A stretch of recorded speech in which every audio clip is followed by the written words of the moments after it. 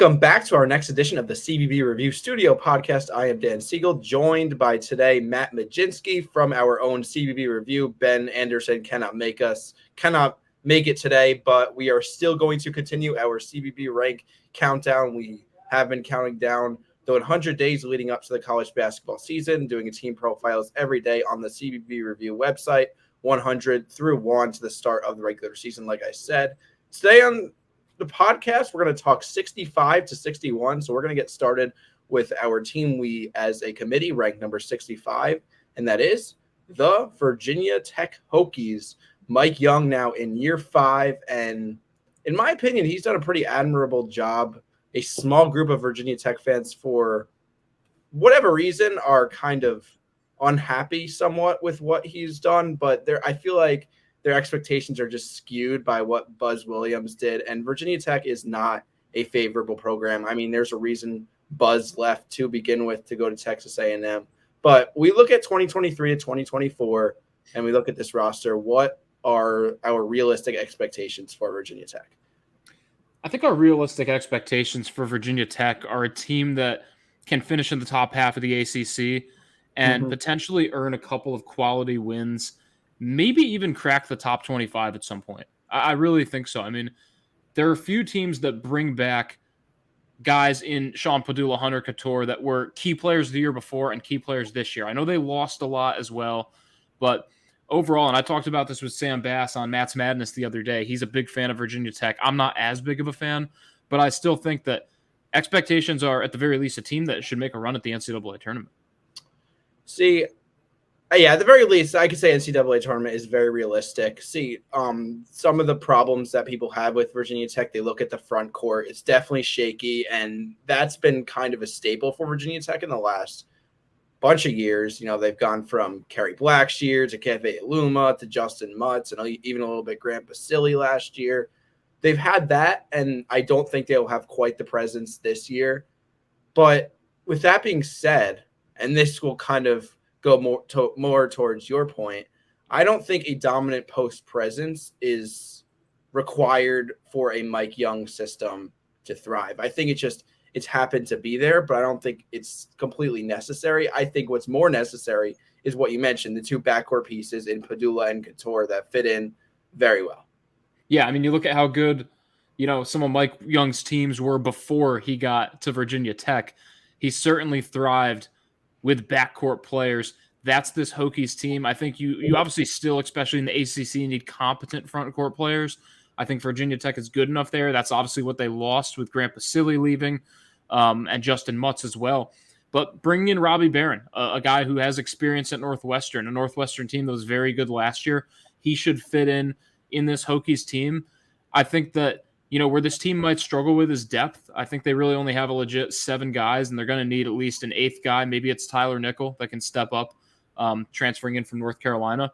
But like you mentioned, when you look at the backcourt of Virginia Tech, they might have a top 5 backcourt in the ACC, and that will win you some games. Yeah, I think they're a fringe tournament team. They'll definitely go like 500 or more in the ACC. What does 500 or a little over 500 mean in the ACC anymore? I don't even know.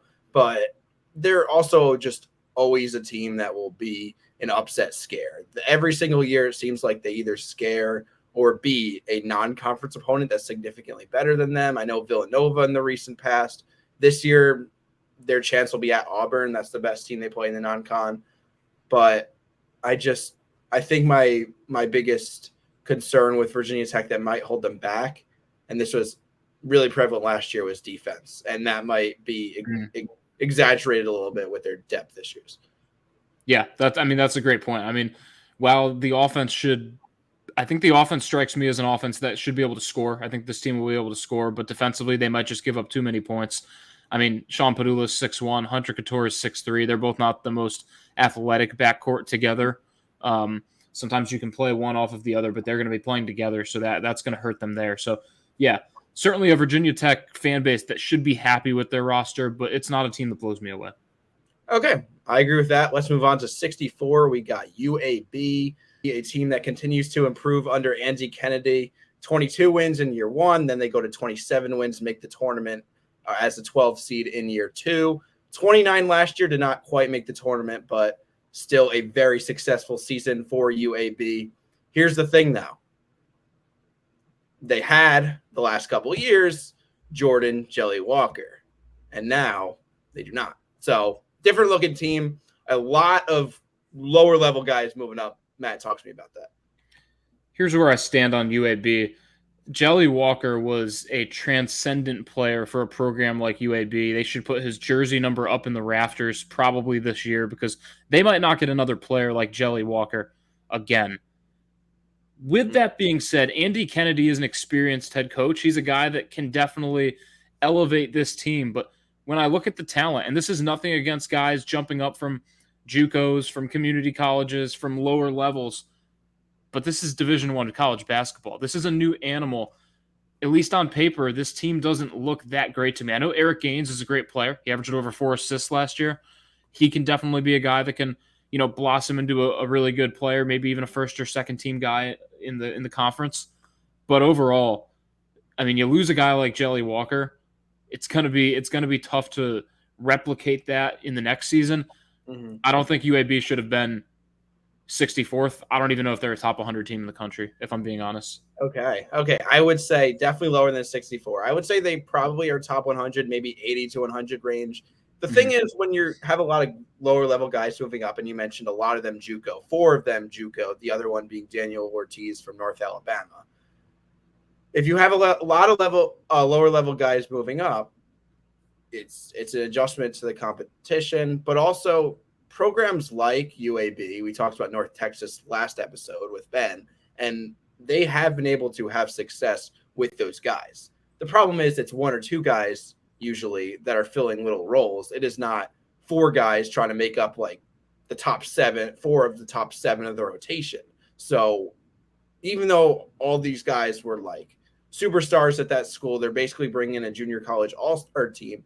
With that being said, yes, it's a huge adjustment, but I have faith in it because Andy Kennedy has won a lot of games at UAB, and it might be a little bit of even more growing pains going to the first year in the AAC, but I tend to side with continuity when it comes to projecting college basketball programs one year to the next. And even if their roster is not continuous, their coaching is, and I think that's just very important.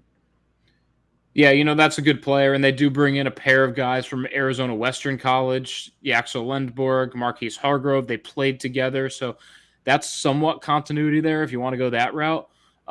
James White, an underrated transfer from Ole Miss, where Andy Kennedy used to coach. I know they didn't, tie in together at all. Kennedy wasn't White's coach, but still just an interesting tidbit there.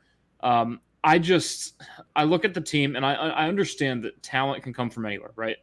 These guys are certainly talented basketball players. It doesn't matter what level. If you're averaging like Alejandro Vasquez averaged 18.4 points per game last season, it doesn't matter what level you're playing. It's still college basketball, but he's not going to average 18 points in Division I. Like, he might not average 10. He can still be a Division I player, but he's not going to be the same type of player he was at his old school. I think that's what you're going to run into with UAB. You're going to have some growing pains, especially in the non-conference. And then, like you mentioned, it'll really be up to how Andy Kennedy improves this team and how they're able to play once they reach American Athletic Conference play. Can they go 500 in the AAC? We'll see.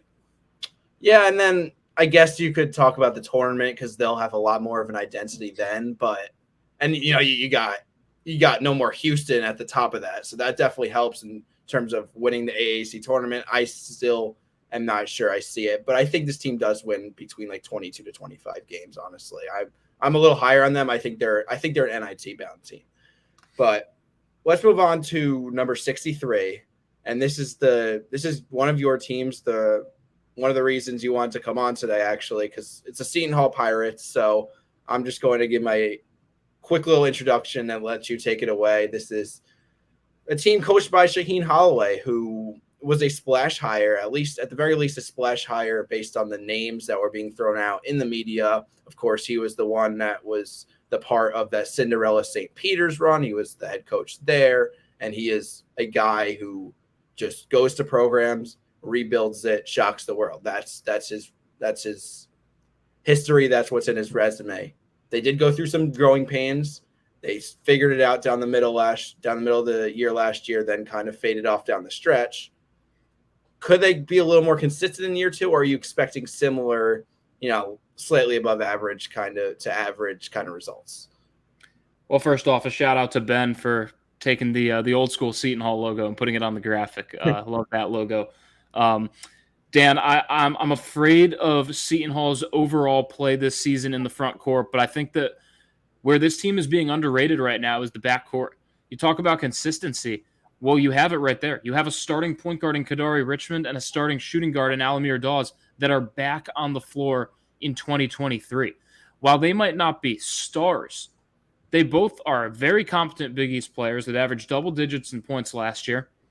Kadari Richmond has played pretty high-level college basketball since he got onto the court as a freshman at Syracuse. He's kind of like one step away from maybe becoming an even better player. I feel like his potential is pretty high, and he's yet to really crack it consistently. He's had some games where you're like, wow, this guy can ball. He's had some games where you're like, is he gonna improve on this 3 for 15 shooting night?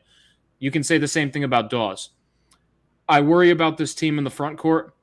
Dre Davis is back. He's certainly a good player, but couple transfers. Elijah Hutchins-Everett from Austin, PA, and then a Santa Clara guy in Jaden Bediako. Those are going to be the guys playing for the starting center, and one of them is going to back up the other. Whoever's going to be the backup is going to be good, but whoever's going to be the starter, it's going to be a question mark from day one. Maybe they can surprise me. Maybe they can surprise people. There's reasons right now that people are very low on the Pirates, and it starts in the front court. I think 63 is an appropriate place to put them, and for a Big East team, maybe that's a little bit underwhelming. But I don't know. Here's a thing that is probably going to work well for them: bringing in another 3-point shooting threat from St. John's, Dylan Adaiwusu. That's going to help, especially with Kadari Richmond and the way he plays. He's a lot more of a slasher than a shooter, and if he could be a better facilitator, or he's a great facilitator, but if his passes could lead to more open shots and shots that are actually knocked down, that would certainly help. And now you got Alamir Dawes, who was pretty much their only main 3-point shooting threat last year. You got another one on the wing. That's certainly going to help. Free throw rate must improve from last season. I agree. But yeah, I think that is something that'll help with the spacing. I mean, like I said, I agree with the 63 ranking. That's kind of NIT range, especially for a power conference team. But yeah, anything else to add on Seton Hall before we move on to 62? Yeah, just that I think where people are low on Seton Hall, I think a lot of people might look at this team that had a pretty big roster turnover and may not have necessarily replicated it with other power conference transfers. But other than Tyrese Samuel or Casey and Defo, I don't think Seton Hall lost a whole lot. Femi Odekale really didn't have big of a role last season. Trey Jackson and Jameer Harris's roles went down with Shaheen Halloway as head coach. They both averaged, at least Jackson averaged similar points, but both of them were more heavily involved in the offense when Kevin Willard was in South Orange. So I think that although Seton Hall lost 5 rotation players, it's Samuel and Defo that need to be replaced. That's why the questions are in the front court. But everything else, the backcourt, even depth with Jaquan Sanders, who showed some potential, Isaiah Coleman, a 4-star recruit. I think Seton Hall is going to surprise people. But as you said, if I had to guess right now, if I had to make a prediction, I'd side with NIT over NCAA tournament. Okay, number 62. This is going to be an interesting one to talk about. We're going to talk about the Ole Miss Rebels. And to preface, I know a lot of people, including myself, think that the Chris Beard hire was pretty controversial due to the reasons that he was dismissed from Texas. We are going to acknowledge that, but with that being said, we're going to talk about it from a basketball perspective, and from a basketball perspective, his resume speaks for itself. So in that respect, it's a home run hire. I think it's really about just balancing expectations with high expectations because of the revamp of talent, but low expectations because of where Ole Miss has come from recently and the fact that it's still clearly a rebuild. Yeah, it just seems like you look at Ole Miss and you're just thinking it's because it's Ole Miss, but you're not really looking at the roster that, and I know we're looking at the roster, us two. I'm saying people from the outside that might write them off. Like you mentioned, Chris Beard will make a program better just from a coaching standpoint, let alone all of the off the court drama that, whether you disagree or agree with this hire, he will be able to coach this team up. Matthew Morrell is a star in the SEC. Brandon Murray was a great player at Georgetown. Alan Flanagan already was a good player in the SEC with Auburn. I mean, these are guys that know how to play basketball. He's just got to piece them together.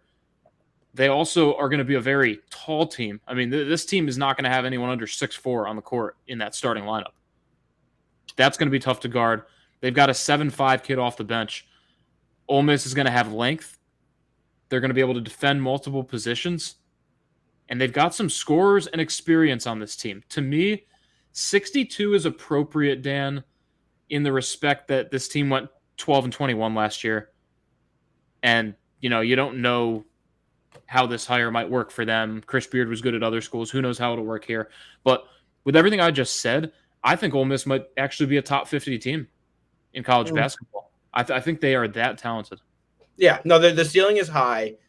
Matthew Morrell for sure, because he was is a legitimate NBA prospect and decided to come back to Ole Miss. That is huge for them. Mm-hmm. Musa Cisse is a guy I want to talk about because he's such an interesting player and case study. First off, I put him as my make or break player because we literally don't know if he's going to get his waiver yet and be able to play. But second off, let's just assume he's playing for the sake of this discussion. He came out as a borderline top 10 prospect in his recruiting class, spent some time at Memphis, has eventually now over at Ole Miss from Oklahoma State, and he's been a dominant defensive player, like arguably the best rim protector in the country. But he is still extremely raw offensively, and that is the main hazard for this Ole Miss team if you look at their starting lineup, because it's a lot about spacing, right? They have their shooters that are okay, but shot making is definitely something that needs to be improved upon.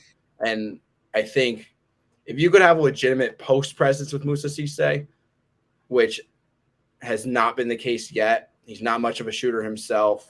He's not very polished around the rim. What he is able to do is sometimes thrive in transition or moving to the rim on the pick and roll. If you could throw it to him in the post and kind of clear out some shooters around him, that's going to be so different for the Ole Miss offense versus, he'll get you your 6 points, your 8 rebounds, and block a million shots. No, and you bring up a great point there. I mean, you look at Cisse, Jamarian Sharp as well, guys that are great at what they do best, but not great at the other parts of their game. In today's age of college basketball, I feel like you've got to be a big man that can see the court. I mean, that's really basketball in general nowadays, because there's so many guys that are 6'10", 6'11" that can even bring the ball up the court nowadays. I mean, if you're going to be a 6'9" big man, 6'10" big man, you've at least got to be able to pass the ball. And with all these great players on this Ole Miss team, that could just bring this team to so many lengths. I'm excited to see where they're at. I really think that if you want an underrated team in the SEC, Ole Miss might be the one to keep an eye on. All right, let's finish off with 61, a team that is in what exists as the Pac-12 now, soon headed to the ACC. That is Stanford, who, all right, I'm just going to be like straight up here. Like, this is another struggling program. They do lose Harrison Ingram. I personally don't think they belong nearly this high. I see the vision on this team. They're recruiting well from the high school ranks. I see how they could potentially improve down the line, but I think 61 is way too high for Stanford. Do you have an argument to potentially refute that? I don't. I wouldn't put Stanford too much further down. Maybe I would have put them between 70 and 75.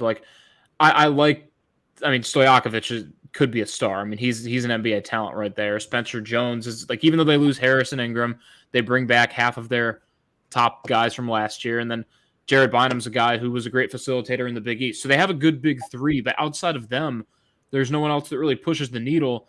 And it's also a team that went 14-19 last season. If you're going to be number 61, you probably should have more than just these three guys.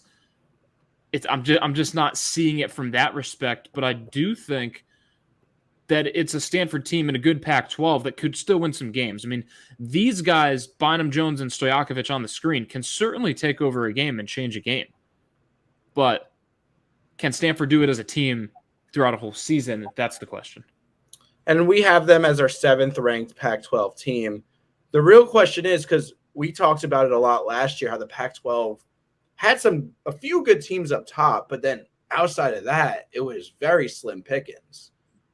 And I think this is a team that could win some games in the Pac-12. They'll probably finish in the top half, in my opinion. I think even above 7. But what does that mean? Does the Pac-12 get more than a few bids? Because they haven't recently. And I mean, we could look at their non-conference schedule right now. I'm not sure if you have it pulled up, but I just don't see the vision of Stanford being a tournament team. Yeah, like they play Arkansas. They're in the battle for Atlantis, which I don't know the strong field off the top of my head. It's a strong field, but I mean, it's tough. I also think, and again, this is what it gets down to in CBB rank. This is only a handful of us putting together these rankings. This isn't just one or two of us, but also isn't 15 of us. So if someone has a team much higher than the rest of the people, it can skew it a bit. Like, it's certainly not like our rankings where we have 12, 13 people doing our weekly rankings and it's going to be consistent. So someone might have had Stanford higher than the rest of the people, and that's why they're 61st. I think Washington is better than Stanford. Washington was 73rd, I believe. Yeah. In our rankings. Like that confuses me. Washington has a better team than Stanford on paper. No, I agree with that. And I think it's kind of fun to be able to have like a committee do it, but then also be able to debate it because but I don't know. I think a lot of these teams, it depends on how the conference does around them because we're projecting them in the scheme of the entire country and we're doing it pretty early. It's fun to do that, but a lot of it depends on what the landscape of the conference looks like. And look, the Pac-12 might go out well in football. I think they potentially could. In basketball, I'm not sure they're going to go out too well. Yeah, especially because, like, and I know we'll get to it, other teams in the coming up later on, but I feel like the bottom of the Pac-12 is getting better. I know we mentioned Cal way back. Cal, I mean, they only won like 2 games last year. They have a good team this year. But like the top of the Pac-12, UCLA lost so much. Stanford seems like just like a middle team. Like they went 14-19. I could see this team going like 17-16 this year. You know, like they'll improve because of a guy like Jared Bynum and a 5-star in Stojakovic, and they don't really lose a lot of key players. But are they really going to get that? Like, are they going to win 20? I wouldn't bet on them to win 20 games. I wouldn't say that. No. Well, that will do it for today's edition of the CBB Review Studio podcast. We will continue coming up in a few days with numbers 60 through 56. There's one team on there in particular that I'm really excited to talk about. Will not spoil it yet, but keep up with our CBB review rankings on this site. We have team profiles coming out every day, and be sure to subscribe if you have found us, whether it is on YouTube, whether it is on the audio platforms, including Spotify and Apple Podcasts. Please be sure to help us out. It is completely free on your end. And like I said, it helps us out a lot. Thank you so much for watching and listening, and take care.